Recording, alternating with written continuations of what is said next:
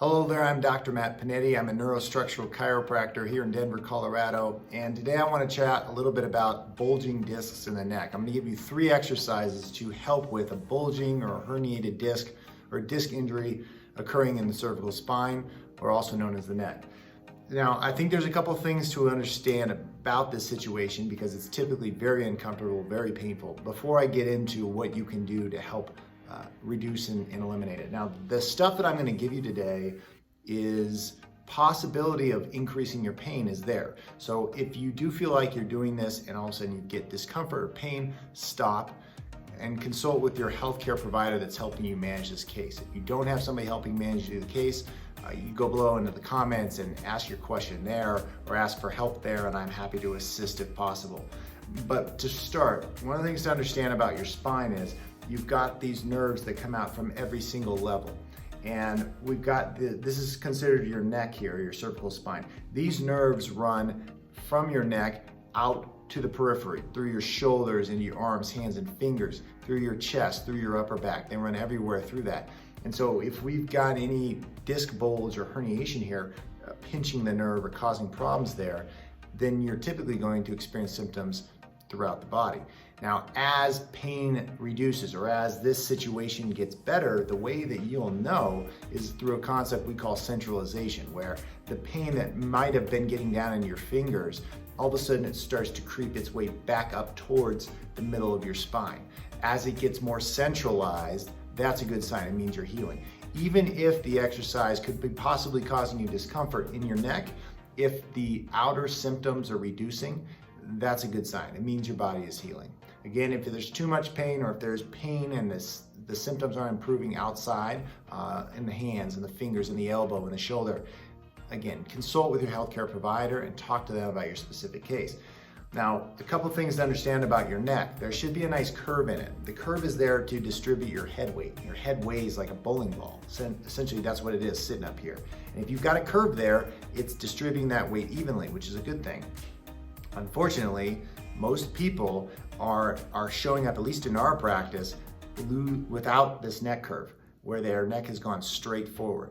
And the question is always, well, why would that happen? Variety of different reasons. Trauma, like a car accident or a hard fall snowboarding, injury playing sports.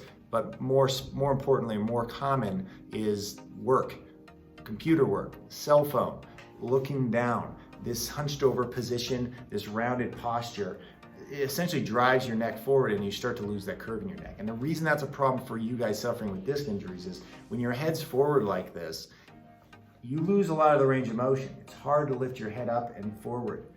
It's much more challenging. And if you're not sure, just try it at home versus bringing yourself into an upright posture and then doing a forward flexion and extension. It's much easier to do it that way when you're upright. When you're forward, if you try to bend up and down like that, you're causing what we call shearing force. Shearing force is something that your body was not designed to handle. And that shearing force is what causes the herniation or the disc bulge long term. So when I get into these exercises, the goal is how can we take this neck, start to reduce some of the stress that's happening to it and reaffirm this natural normal curve in it. So without further ado, let's get into the 3 exercises. The first exercise to perform is where we're performing the turtleneck, where instead of looking down and rounded like most people are, we want to bring our shoulders up and then try to push our chin straight back like that. This is the normal position for most people. It's not normal, it's common for most people. Here's the natural neutral position where we're pushing our chin back. Now I'm asking you to exaggerate it a little bit, so it's going to feel uncomfortable to a certain degree because we're opening up your chest, we're getting these muscles to relax and help that spine get into an easier, more upright position so it's not experiencing all those shearing forces all the time. I always recommend to do this exercise 20-second holds and then 20 seconds where you're relaxing. 20-second hold, 20 seconds where you're relaxing. So this is the hold, and then you can relax. And you hold, and then you relax. That's exercise number 1, we call it the turtleneck. Okay, exercise number 2, we're gonna use a neck roll. If you don't have something like this, you can find something like a wine bottle, and what you're gonna do with it is you're gonna place it under your neck, and you're gonna lay down on it, and let your head lay back over it. It's going to act as a pivot point for your neck to help with the natural curve. Opens up the neck muscles, opens up the front of the chest. It's a great exercise to perform. Ideally, you're doing this exercise for about 10 to 15 minutes. The third and final exercise, you're gonna need a lacrosse ball, a baseball, a softball, and you're gonna put it in your trap, right at the top of your shoulder, right above your shoulder blade. Both sides, you're gonna do one side at a time. Right underneath your shoulder blade, you're gonna get into the bridge position. I'm having a hard time getting this ball. Okay, you're gonna get into the bridge position like this, and you're gonna lift up to try to drive pressure into that ball, and you're gonna move around gently. And what you're doing here is breaking down the tight tissue that are your traps.